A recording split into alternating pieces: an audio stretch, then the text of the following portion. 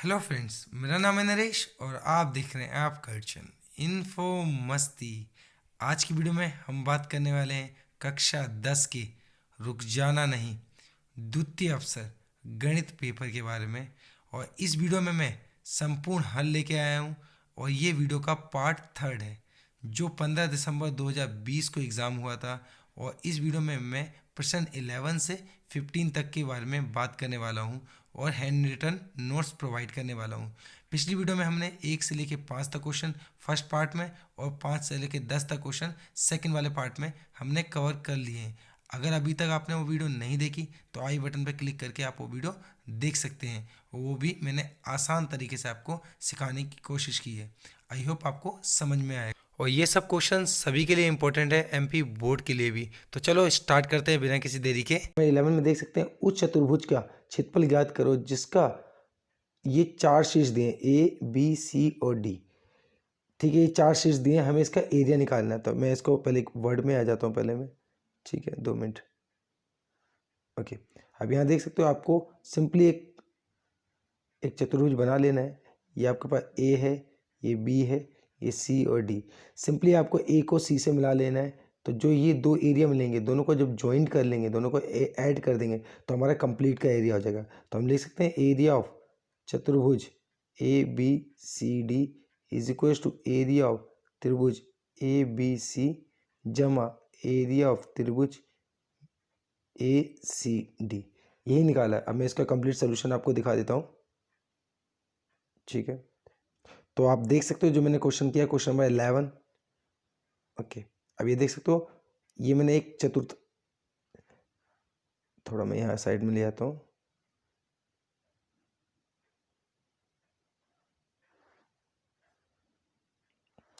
तो आप देख सकते हो प्रश्न नंबर 11।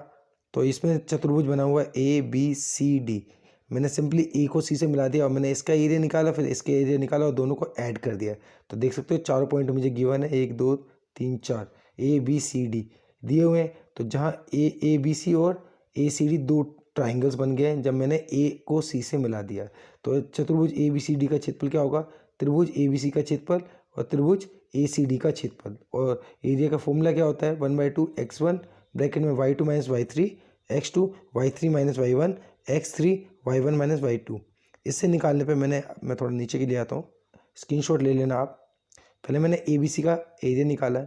तो यहाँ से पहले ए बी सी का एरिया निकाला। जो मेरा ए बी सी का एरिया आ गया है वो 21/2 वर्ग मात्रक, मतलब ये स्क्वायर यूनिट में आपका एरिया आ गया है। और हमने दूसरे पार्ट में निकाला ए सी डी का एरिया, सेम तरीके से नीचे आ जाने दो। अब यहाँ देख सकते हो 35/2 वर्ग मात्रक ये एरिया आ चुका है। अब टोटल का एरिया क्या होगा कि area A B C plus area A C D, दोनों को ऐड कर देते हैं। अब यहाँ देखो दोनों को जब मैं ऐड कर देता हूँ तो आप देखो दोनों को जब मैं ऐड कर देता हूँ तो 21/2 बटे में 35/2, तो दोनों को जब ऐड कर दे तो 56/2 दैट इज 28 वर्ग मात्रक स्क्वायर यूनिट, ये आपका एरिया आ जाएगा। ठीक है, आपको इसका अथवा वाला पार्ट देख लेते हैं। अब इसका अथवा वाला पार्ट देख लेते हैं जहाँ लिखा है एक्स और वाई में ऐसा संबंध ज्ञात कीजिए बिंदु एक्स वाई बिंदु इतने इतने से समदूरस्थ है। समदूरस्थ मतलब क्या होता है? समान दूरी पे है। तो अब यहाँ देख सकते हो मैंने कैसे कर रखा है, 2 मिनट।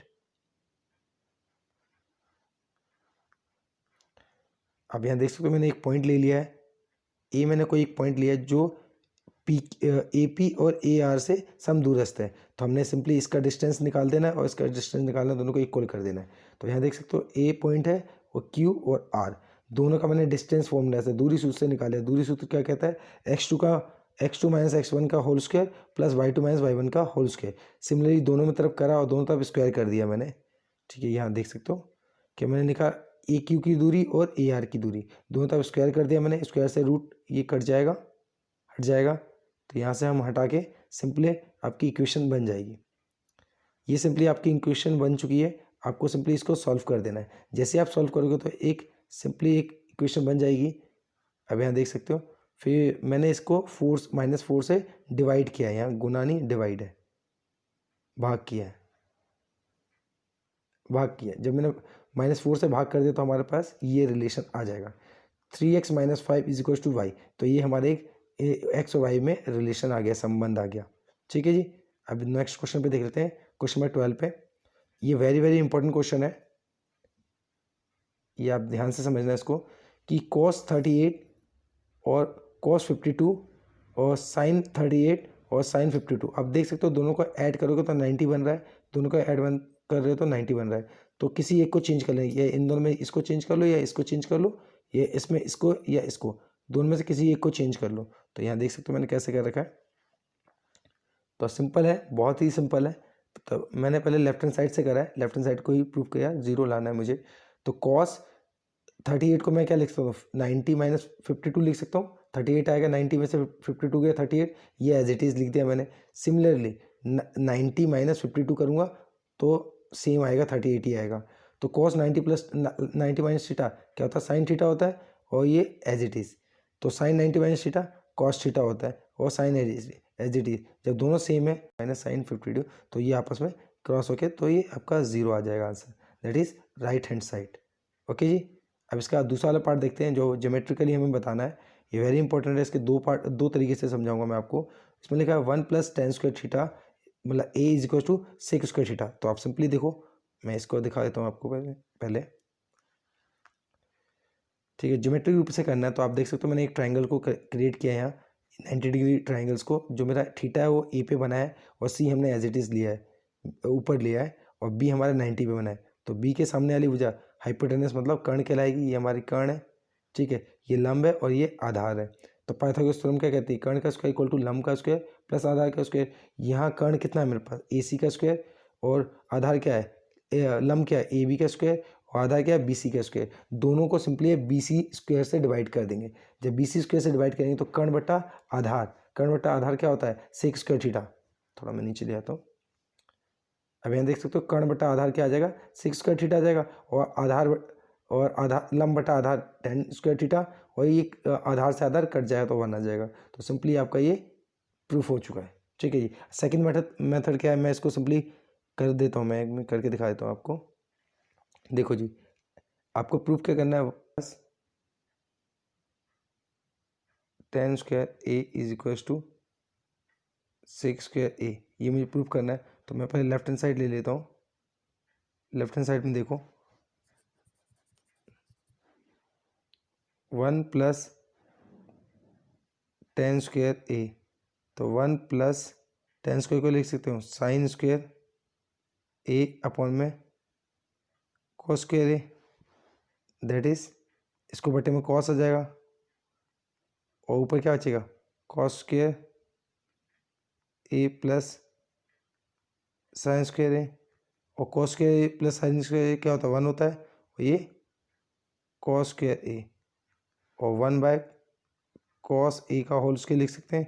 1/cos क्या होता है, सेक, तो ये सेक स्क्वायर a आ जाएगा। ये आपका राइट हैंड साइड प्रूफ हो जाएगा। अब यहाँ देख सकते हो मैंने कर रखा है, अब यहाँ देख सकते हो मैंने कर रखा है, एज इट इज़ कर रखा है, कि पहले मैंने सिंपली लेफ्ट हैंड साइड को करा है, 10 को मैंने चेंज कर दिया है। ठीक है, फिर डिवाइड करा है इसको सिंपली, ये आपका ये 1/cos का होल स्क्वायर आ गया, तो that is sec square theta आ गया।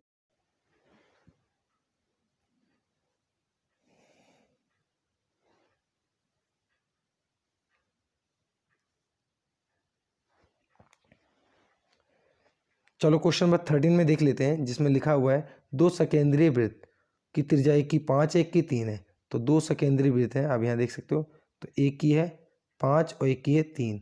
ठीक है जी, बड़े वृत्त की उस जीवा की लंबाई ज्ञात कीजिए जो छोटे वृत्त की स्पर्श रेखा है। तो देखो, तो बड़े वृत्त की यहाँ ये वाली होगी, इसकी इसका निकालना है, जो ये जो लाइन है इसकी, मैं इसको अच्छे से समझा देता हूँ आपको एक बार बैक करके, ये हम देख सकते हो।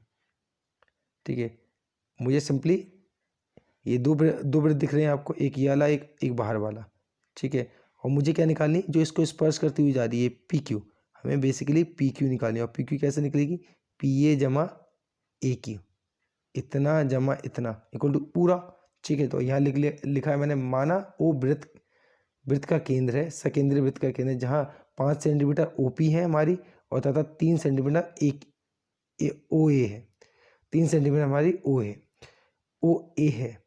पी क्यू बड़े वृत्त की जीवा है, और जो पी क्यू है वो बड़े वृत्त की जीवा है, जो छोटे वृत्त को ए पर स्पर्श करती है, छोटे वृत्त को ए पर स्पर्श करती है। आगे देखते हैं, तो पी क्यू छोटे वृत्त की स्पर्श रेखा है। अब देखो बेटा, जो हमारे पी क्यू है, पी क्यू छोटे वृत्त की स्पर्श रेखा है, इसी की लंबाई हमें फाइंड करनी है। तो 2 ट्राइंगल्स दिख रहे हैं आपको, एक ये वाला ट्राइंगल दिख रहा है, एक ये वाला ट्राइंगल दिख रहा है। तो पहले इस वाले ट्राइंगल्स के अंदर लेते हैं कि ए ओ पी में, मतलब ए पी ओ में कह दो या ए ओ पी में कह दो, इसमें तो पाइथागोरस, क्योंकि लंब डलेगा तो ये 90 डिग्री होगा, तो कर्ण, ये आधार, ये लंब।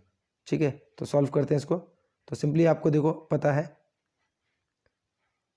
ये आपके पास कितनी 5 है, ये भी 5 है, और ये आपके पास 3 है, तो यहाँ से ये वाली वैल्यू निकल आएगी। तो 5 25, 25 माइनस 9, तो 16 आएगा। 16 का कितना होता है 4, ये 4 आ जाएगी, 4 ये सेम आ जाएगा, तो दोनों को ऐड करेंगे तो 8 सेंटीमीटर आ जाएगी। बाकी आप देख लो, ठीक है, 4 इसका आया और सेम तरीके से 4 उसका आएगा, तो दोनों को मैं ऐड कर दूंगा या 2 से मल्टीप्लाई कर दूंगा तो 8 आ जाएगा। तो 8 सेंटीमीटर आपकी रिक्वायर्ड, जो आपको स्पर्श रेखा चाहिए थी उसकी लंबाई 8 सेंटीमीटर आ गई। ठीक है, नेक्स्ट क्वेश्चन पे देख लेते हैं, इसका अथवा वाला पार्ट पे देख लेते हैं।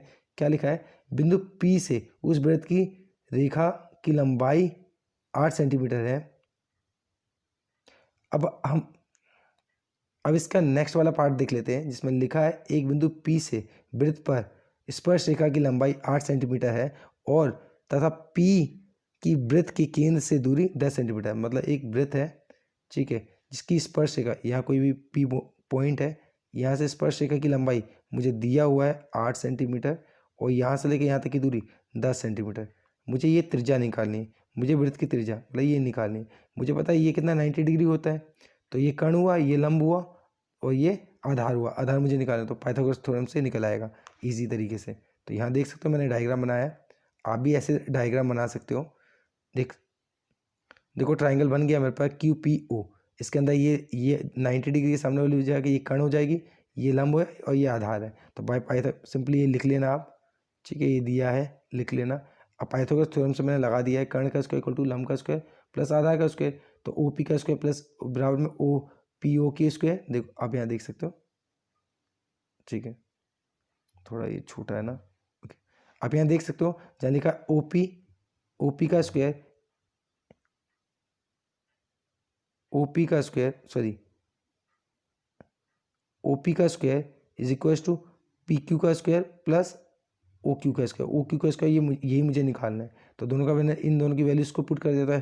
तो 10 का स्क्वायर इज इक्वल टू 8 का स्क्वायर प्लस ओ क्यू का स्क्वायर। तो जब जहाँ ओ क्यू होगा तो अंडर रूट ऑफ 36 का कितना होता है 6, तो 6 सेंटीमीटर आपकी त्रिज्या हो जाएगी। तो आर आ गई, वो 6 सेंटीमीटर आ गई आपकी। ठीक है जी, नेक्स्ट क्वेश्चन देख लेते हैं इसका। 14 क्वेश्चन देख सकते हैं, इसमें क्या लिखा है, एक चतुर्थांश का क्षेत्रफल ज्ञात करना जिसकी परिधि इतनी है। तो सिंपल सा चतुर्थांश क्या होता है, चौथा वृत्त का चौथा हिस्सा होता है, और इसका एरिया क्या होता है 1/4 पाई आर स्क्वायर। सिंपल सा फॉर्मूला होता है, ठीक है। इसका निकाल लेते हैं, पहले तो हमें आर निकालनी पड़ेगी परिधि से। तो आपको सिंपली वृत्त की परिधि गिवन है, वृत्त की परिधि क्या होती है 2 पाई आर होती है। तो सिंपली आर की वैल्यू क्या होगी, ये 2 × 22/7 × आर इज इक्वल टू 22 दिया हुआ है, और सिंपली 22 से 22 कट भी सकते हैं, ऐसे नहीं काटना तो सिंपली वैसे ही भी कर सकते हो। तो आपका सिंपली आर की वैल्यू आ जाएगी 7/2, ठीक है, जो कि यहाँ लिख रखा है। अब आर की वैल्यू आ गई, आर की वैल्यू सिंपली मैं यहाँ पुट कर दूंगा, तो देन मेरी चतुर्थांश की वैल्यू आ जाएगी। यहाँ इसको सिंप्लीफाई करने पर मेरी चतुर्थांश की 77/8 आपकी सेंटीमीटर स्क्वायर, ये चतुर्थांश का एरिया आ गया। ठीक है, इसका अथवा वाला पार्ट देख लेते हैं। क्वेश्चन को पहले क्या कह रहा है कि एक घड़ी की मिनट की सुई, आपने घड़ी है उसकी जो मिनट की सुई है, सपोज करो ये इतनी बड़ी सुई है मिनट की, ये ओ है, ये 14 सेंटीमीटर है। अब 5 मिनट में, सपोज करो 5 मिनट में यहाँ सुई आ गई हमारी, ठीक है, यहाँ से यहाँ तक कितना 5 मिनट में कवर किया है। मैं रचित क्षेत्रफल क्या था, तो ये जो क्षेत्रफल बना है इसका हमें एरिया निकालना, मतलब त्रिज्याखंड का क्षेत्रफल चाहिए हमें, और ये हमारा थीटा चाहिए होगा। तो आपको पता है 1 घंटे में मतलब 60 मिनट में कितना 360 डिग्री, एक चक्कर पूरा लगाएगा तो 360 होगा। तो 1 मिनट में सिंपली 360 को 6 से डिवाइड कर देंगे, काटेंगे तो 6 आएगा, और 6 और 5 मिनट में क्या होगा, 6 को 5 से मल्टीप्लाई करेंगे तो 5 6 30 डिग्री। तो मैं इसको करके दिखा देता हूँ आपको प्रॉपर तरीके से। तो आप यहाँ देख सकते हो मैंने ये घड़ी बना दी है, ये देख सकते हो। माना केंद्र ओ वाला एक वृत्त एक घड़ी है, ठीक है, और जहाँ ओ ए और ओ बी हमारी क्या वृत्त मिनट की सुई है, जिसकी लंबाई सेम ही होगी क्योंकि वो त्रिज्या का काम करेगी हमारा। 1 घंटे में सुई एक चक्कर लगाती है, 1 घंटे में 360 लेगी, मतलब 60 मिनट में 360, तो 1 मिनट में एक डिवाइड कर देंगे 60 तो 6 डिग्री आ जाएगा, और 5 से मल्टीप्लाई कर देंगे तो 30 डिग्री आ जाएगा आपका। थीटा आ गया आपके पास, और आपको पता है सिंपली आप फॉर्मूला लगा के एरिया फाइंड कर दो। तो त्रिज्यखंड का क्षेत्रफल क्या होता है, थीटा बटा 360 गुना पाई आर उसके। सिंपली इसको करने पे आपका जो आंसर आ जाएगा 154 डिवाइड बाई 3 सेंटीमीटर स्क्वायर आ जाएगा आपका एरिया। ठीक है, अब नेक्स्ट में देख लेते हैं इसका। नेक्स्ट में देखो आपका लिखा है कि सिद्ध कीजिए कि सिद्ध की लास्ट पार्ट देखो, लास्ट पार्ट में क्या लिखा है, सिद्ध कीजिए 7√5 एक अपरिमेय संख्या है। तो जैसे भी ये क्वेश्चंस होते हैं इसमें हम उल्टा मान के चलते हैं, जहां अपरिमेय लिया होता है वहां हम परिमेय मान के चलते हैं। तो सिंपली मैं दिखा देता हूं आपको मैंने कैसे किया है। तो आपको भी सिंपली ऐसे ही करना है कि माना जो 7√5 एक परिमेय संख्या है। जब परिमेय होगा तो उसको पी बटा क्यू के रूप में लिख सकते हैं, जहाँ Q is not equal to 0 और पी और क्यू क्या होनी चाहिए, पूर्णांक होने चाहिए और सहभाज्य संख्या होनी चाहिए। तो पी और क्यू हमारी पूर्णांक है, ठीक है, और Q is not equal to 0, नीचे हमारा 0 नहीं होना चाहिए। तो सिंपली 7 को नीचे ला सकता हूँ मल्टीप्लाई करने में, तो ये आपके पास ये संख्या आ जाएगी। आपको पता है पी भी पूर्णांक है और क्यू भी पूर्णांक है और 7 भी पूर्णांक है, तो इसका प्रोडक्ट भी पूर्णांक होगा, 7 क्यू भी पूर्णांक होगा। और एक दूसरी बात, अगर हमारा q नॉट इक्वल टू 0 है और 7 हमें पता है नॉट इक्वल टू 0 है, तो 7q भी नॉट इक्वल टू 0 होगा। ठीक है जी, जब ये दो कंडीशन हो गई तो ये ऑटोमेटिकली ये परिमेय हो जाएगा हमारा, ये हमारा रैशनल नंबर हो जाएगा, परिमेय नंबर हो गया। बट ये परिमेय, बट ये अपरिमेय हमारा, तो ये हमारे विरोधाभास से प्रस्तुत होता है, ये देख सकते हो। बट हमारा क्या है, √5 एक अपरिमेय संख्या है, ये हमारी गलत विरोधाभास से प्राप्त हुई है, अतः 7√5 एक अपरिमेय संख्या है। क्लियर है? ठीक है जी, ओके। इसका अथवा वाला पार्ट देख लेते हैं। अथवा वाला पार्ट में देखो क्या लिखा हुआ है, दर्शाइए कि कोई धनात्मक विषम पूर्णांक, जो विषम है, विषम पूर्णांक 6q+1, 6q+3, 6q+5 के रूप का होता है, जहाँ q एक पूर्णांक है। तो हम देखो, हमने यूक्लिडियन विभाजन एल्गोरिथम से ही करना है इसको। तो आप यहाँ देख सकते हो, तो माना a कोई विषम पूर्णांक हमने a मान लिया है और b हमने 6 मान लिया है। ठीक है, तो यूक्लिडियन विभाजन एल्गोरिथम से क्या कहता है, मैं सिंपल होता है a = bq + r होता है हमारे पास। ठीक है, और r की वैल्यू हमारे b से छोटी होनी चाहिए, मतलब 0, 1, 2, 3, 4, 5 तक आएगी, क्योंकि r की वैल्यू r की वैल्यू <6 होती है। ठीक है, और 0 से बड़ी होती है, 0 से > 0 या 6 से छोटी होती है या b से छोटी होती है। ठीक है जी, तो यहाँ आप देख सकते हो, आपको सिंपली r की वैल्यू इसको पुट करना है, तो आपकी सिंपली a की जो वैल्यूज आ जाएंगी वो ये आ जाएंगी वैल्यूज। ठीक है जी, a = 6q या 6q+1, 6q+2, 6q+3, 6q+4 और 6q+5 और 6q+6 आ नहीं सकते, बिकॉज ऑफ r हमारा 6 है नहीं। ठीक है, तो अब आप देख सकते हो कि 6q, 6q+2, 6q+4 ये 2 से डिवाइड हो जाएंगी, तो मतलब ये सम संख्या हो जाएंगी। ये जो 2 से डिवाइड होती है वो सम संख्या होती है, तो ये सम संख्या हो गई। और विषम संख्या में क्या बचा आपके पास, विषम संख्या में क्या बचा, एक ये नंबर बचा, एक ये और एक ये। तो यही कह सकते हैं कि a = 6q+1, 6q+3 और 6q+5 पूर्णांक है, ये सभी विषम पूर्णांक है। ये क्या है, विषम पूर्णांक है। तो 6q+1, 6q+3, 6q+5 के रूप का होता है। जो धनात्मक विषम पूर्णांक होता है वो इसी रूप का होता है। ठीक है, ठीक है, हमने क्वेश्चन नंबर 11 से 15 तक डिस्कस किया है। आई होप आपको क्वेश्चन समझ में आए होंगे। अगर समझ में आए तो प्लीज़ कमेंट बॉक्स में कमेंट लिख सकते हो, और कोई भी डाउट हो तो कमेंट बॉक्स में कमेंट लिख सकते हो। नेक्स्ट वीडियो में हम 16 क्वेश्चन से 20 क्वेश्चन के ऊपर डिस्कस करेंगे। ठीक है, thank you for watching Info Masti YouTube channel. Take care, bye.